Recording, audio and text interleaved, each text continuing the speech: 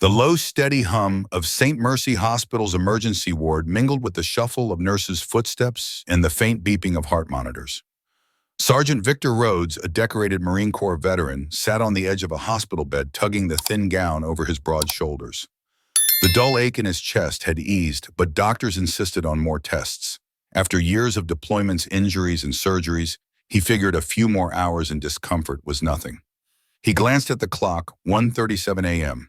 The ward was winding down and a nurse had just promised to return soon with his blood work results. Comment 1 if you stand with Sergeant Rhodes, his right to dignity. Comment 2 if you believe abuse of authority must never go unchecked. Don't forget to subscribe so you won't miss the next chapter in this fight for justice. Without warning, the door swung open. A police officer strode in, boots thudding against the linoleum. He was white, stocky uniform, immaculate badge, glinting sidearms strapped to his belt, and his hand hovered on the grip. Alone now, Victor straightened. "Can I help you?" His voice was calm but firm.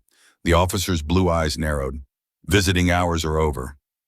Victor frowned. "I'm not visiting, I'm a patient." He pointed to the IV drip still attached to his arm.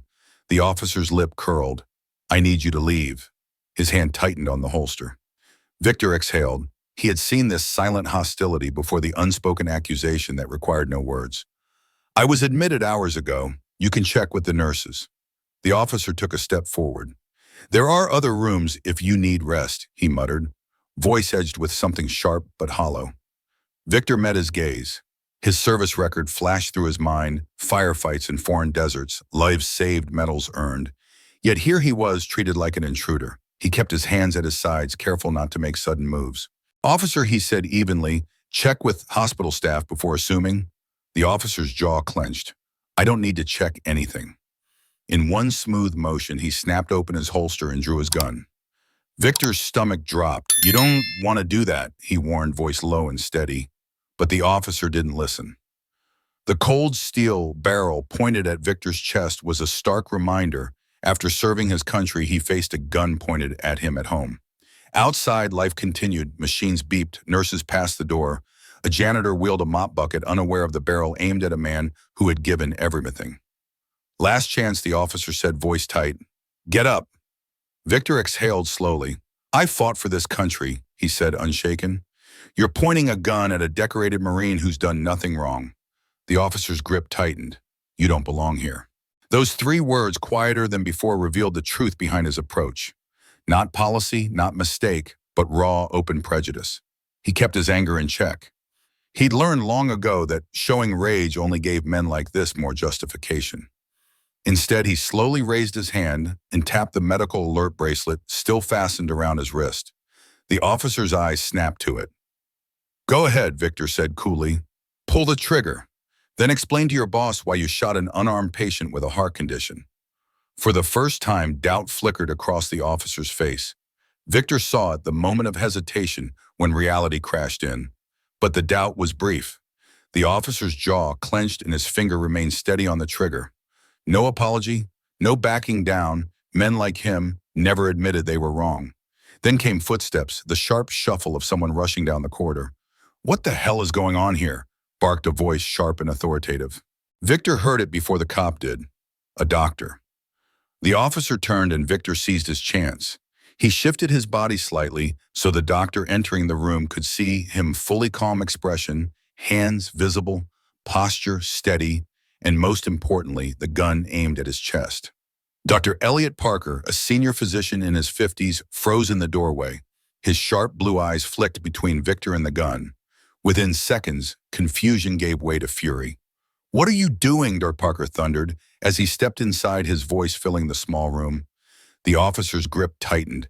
"Stay out of this," he snapped, but his voice trembled. Victor remained silent. He didn't need to speak. Dr. Parker advanced, positioning himself between Victor and the gun. "This is a patient under my care, a Marine veteran, a decorated war hero, and you have a gun pointed at him," he said, voice like steel. The words hit hard. The officer's jaw twitched. I got a call," he stammered, as if that explained everything. A call to do what? Dr. Parker snapped. Stepping closer, he pressed, "To remove a what? A patient? A sick man in a hospital gown? Or just a black man who doesn't belong here?" Silence fell. The officer's face reddened, but he didn't lower the gun. Victor held his gaze expression unreadable. "Go on," he said quietly. "Finish that sentence." The officer couldn't. Dr. Parker exhaled sharply and turned to the hallway. "Nurse," he called. "Security now." Footsteps thundered down the hall. The officer's eyes darted toward the door, realization sinking in that he'd made a grave mistake. "You're making a mistake," he muttered, confidence evaporating. Victor let out a short, humorless chuckle. "Am I?" The officer's hand twitched one last time. Then he finally lowered the gun and backed away. Moments later, hospital security burst in, two officers in navy blue with badges on their chests, fixing the cop with steely stares. Officer put the weapon down. One security guard ordered stepping forward, and just like that, the threat was over. Yet Victor knew this confrontation was far from the end. One of the security officers commanded, his tone firm but professional, "Step away." For a moment, the room held its breath. The cop's jaw clenched as his eyes flicked from Victor to Dr. Parker, then into the security officers. He kept his grip on the gun tight, but Victor didn't flinch. He knew what the officer didn't. This wasn't a dark alley or a back road where the story could be spun later. This was a hospital filled with security cameras, nurses, and a furious doctor. There was nowhere to run. Reluctantly, the officer slid his gun back into its holster. Dr. Parker pressed on. "I want his badge number right now." The cop hesitated. "I said now," the doctor barked, stepping forward. Victor remained still, his calm gaze fixed on the officer.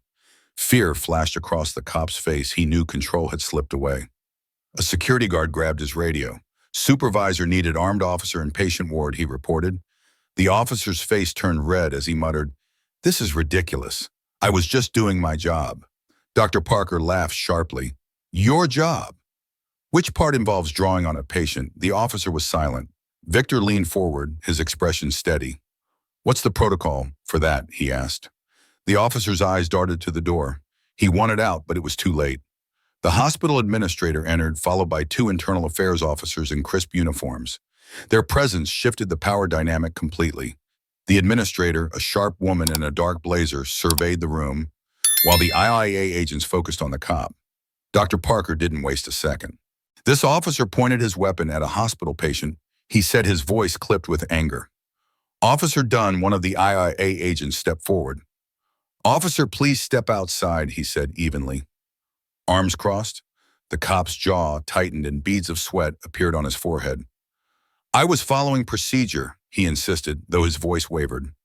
Victor exhaled slowly as Dunn's partner removed a pair of handcuffs. "Officer Dunn," the agent said calmly, "you're under investigation. You have the right to remain silent." The cop's face drained of color as he realized the consequences of his actions. Officer Dunn was placed on administrative leave immediately pending investigation. He stood with his fingers twitching, chest rising and falling in quick, sharp breaths. "Turn around," the IIA officer ordered. For a split second, Dunn's eyes flickered. He thought about resisting, about fighting back, about refusing to be treated like those he'd abused before. But reality set in. His hands curled into fists, his face burned red, and with a grudging movement, he turned. The snap of the handcuffs closing echoed through the hospital room. Victor exhaled slowly and, for the first time all night, relaxed. Dunn's shoulders stiffened, breathing shallow, his body coiled tight, but he made no move to struggle. An IIA agent gripped his arm firmly as they led him toward the door. Victor watched, determined that Dunn remembered the humiliation and the loss of control the moment his abused power was stripped away. Dunn spat one last protest. "This is a mistake. I was just doing my job, Dr. Parker." Arms folded, let out an unforgiving laugh. "Really, pulling a gun on a sick veteran is part of your job." Dunn looked away, unable to defend himself. The IIA agent repeated quietly, "You have the right to remain silent. I suggest you use it." Dunn's jaw twitched, but he said nothing.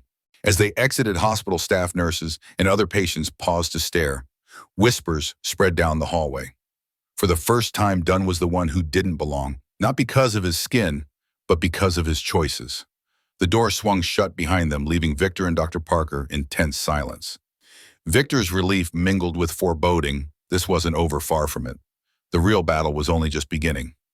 Dunn had been escorted out, but the whispers lingered, the weight of what had happened settling on everyone who witnessed it. Victor wasn't thinking about the stares or the murmurs, he was thinking ahead. Men like Dunn didn't forget. Men like Dunn didn't go home, reflect, and change, they retaliated. Deep down, Victor knew this was far from over. Dr. Parker, still nearby, watched him carefully as if reading his thoughts. "You should stay overnight for observation," the doctor said. Victor let out a dry chuckle. "I came for chest pain," he muttered. "Didn't expect the real stress test to be a cop pointing a gun at me." The doctor remained serious. "I mean it.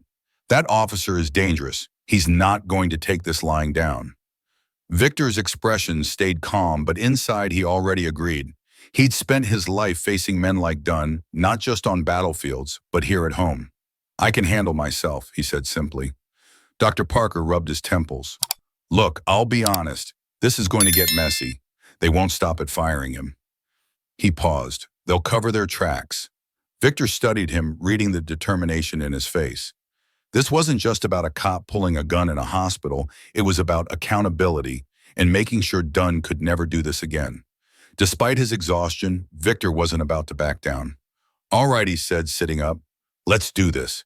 If they want to bury the truth, I'll make damn sure they fail." The next morning, the storm had already begun. Victor woke to hushed but urgent voices outside his hospital room. His mind was sharp, ready for whatever came next. When Dr. Parker entered, his expression was grim. "They're controlling the narrative," he said without preamble. "The department's statement claims Dunn was responding to a disturbance." Victor exhaled slowly. There it was, the first attempt to hide their wrongdoing. They were already rewriting the story, laying the groundwork to justify Dunn's actions and paint Victor as the aggressor, saying there had been a miscommunication. Dr. Parker shook his head in disgust. This was the same playbook. Denial, excuses, victim blaming. But this time they couldn't get away with it. Dunn had overstepped in front of too many witnesses, too many cameras, and Victor refused to let them bury the truth. Ignoring the dull ache in his chest, Victor sat up. "What's the hospital saying?" he asked. Dr. Parker's lips pressed into a firm line. "They're backing you." That was the first victory, but not the last. Years in the Marines had taught Victor that winning required more than reaction. It demanded strategy. He swung his legs over the side of the bed and reached for the bag of personal belongings nurses had handed him. His phone was there, fully charged. Dr. Parker watched him. "What are you doing?" he asked. Victor looked up, expression unreadable. "Making sure the truth gets out before they bury it." In the days that followed, hospital security footage was released along with body cam video from Dunn. The full truth played out in public. Dunn wasn't just fired, he was indicted, convicted, and sentenced. For the first time, the system that had protected him turned against him. As Victor watched the news headlines, "Disgraced officer sentenced to life for pulling gun on veteran in hospital," he knew one thing for certain: this time justice had won. They were already rewriting the story, laying the groundwork to justify Dunn's actions and paint Victor as the aggressor, saying there had been a miscommunication. Dr. Parker shook his head in disgust. This was the same playbook: denial, excuses, victim blaming. But this time they couldn't get away with it. Dunn had overstepped in front of too many witnesses, too many cameras, and Victor refused to let them bury the truth. Ignoring the dull ache in his chest, Victor sat up. "What's the hospital saying?" he asked. Dr. Parker's lips pressed into a firm line. "They're backing you." That was the first victory, but not the last. Years in the Marines had taught Victor that winning required more than reaction. It demanded strategy. He swung his legs over the side of the bed and reached for the bag of personal belongings nurses had handed him. His phone was there, fully charged. Dr. Parker watched him. "What are you doing?" he asked. Victor looked up, expression unreadable. "Making sure the truth gets out before they bury it." In the days that followed, hospital security footage was released along with body cam video from Dunn. The full truth played out in public. Dunn wasn't just fired, he was indicted, convicted, and sentenced. For the first time, the system that had protected him turned against him. As Victor watched the news headlines, "Disgraced officer sentenced to life for pulling gun on veteran in hospital," he knew one thing for certain: this time justice had won. 1 year later, the emergency ward at St. Mercy looked almost unrecognizable. The memorial wall had grown with new plaques recognizing staff and patients who'd helped rewrite its history. Above the entrance, a banner proclaimed, "Committed to compassion, accountability, and respect." Sergeant Victor Rhodes, now a part-time advisor on the hospital safety committee, paced slowly past nurses' stations and security desks, greeting familiar faces with the quiet nod of a comrade. He'd traded his uniform for a polo shirt embroidered with the hospital logo, but his presence still carried the same authority. Patients and visitors smiled as he passed, not with fear or suspicion, but with gratitude.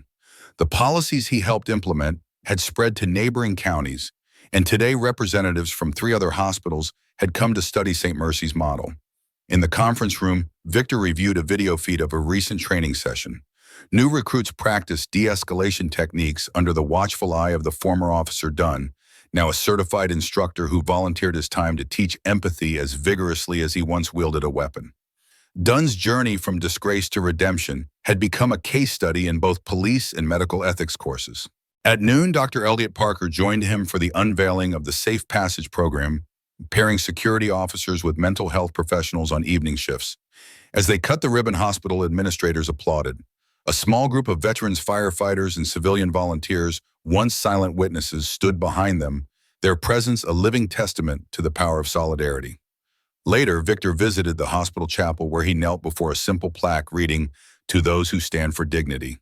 He traced the engraved silhouette of a Marine in dress blues. 1 year ago, he might have hesitated. Today, he smiled. The emergency ward's corridors no longer echoed with tension, but with footsteps of people who understood that respect must be earned and practiced every day. As he stepped back into the sunlight, Victor raised his hand in a silent salute, not to a uniform, but to the community that had fought alongside him. The world beyond St.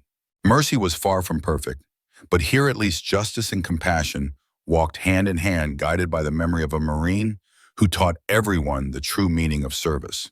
From this story, we learn that true power does not reside in a firearm or rank insignia, but in the steadfast determination to uphold one's dignity and speak out when injustice strikes. Real strength stems from communal solidarity, from the doctor stepping into harm's way, the security officer willing to stand witness to an internal affairs team that refuses to look the other way. If you were the protagonist once the dust settled, you wouldn't simply return to life as usual. You'd leverage your experience into lasting reforms, partnering with the hospital law enforcement and community groups to develop training programs, accountability measures, and support networks for victims of discrimination.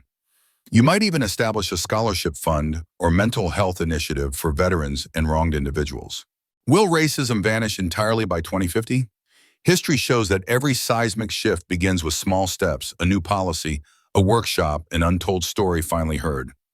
If our generation persists in raising our voices and taking action, whether through honest conversations, social media advocacy, or ballots cast for equitable policy, racial bias may never be utterly erased, but it can be pushed to the margins of society, rendered intolerable.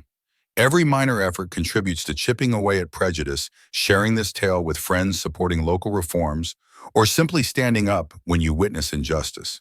By championing fairness, humanity, and mutual respect, we can ensure that by mid-century, systemic racism becomes a relic of the past. It's replaced by a culture where equality is the norm and no individual's worth is ever judged by skin color.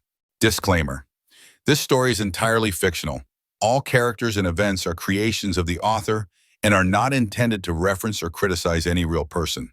It is designed to raise awareness of responsibility, justice, and the importance of treating one another with respect and dignity. We firmly oppose all forms of violence, prejudices, and injustice. Please consider this before viewing.